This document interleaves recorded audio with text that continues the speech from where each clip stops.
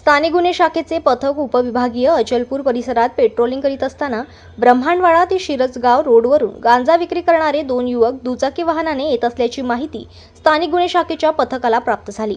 स्थानिक गुन्हे शाखेच्या पथकाने शिरसगाव ते ब्रह्मांडवाडा रोडवर सापळा लावून येणाऱ्या दुचाकी वाहनाची तपासणी केली असता त्यांच्याजवळ 1 किलो गांजा किंमत अंदाजे 24,345 रुपये, 1 ग्राम सोन्याचे मणी, चांदीच्या तोरड्या व नगद रक्कम 2,200 रुपये आढळून आले।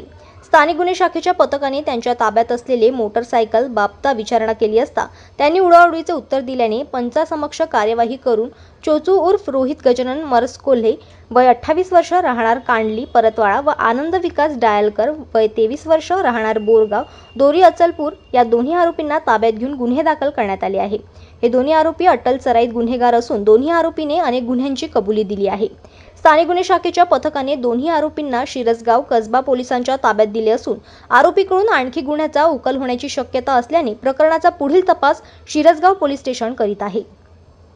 जनमत लाईव्ह न्यूजसाठी मोर्शीमधून सोमेश्वर शहाणे यांची रिपोर्ट।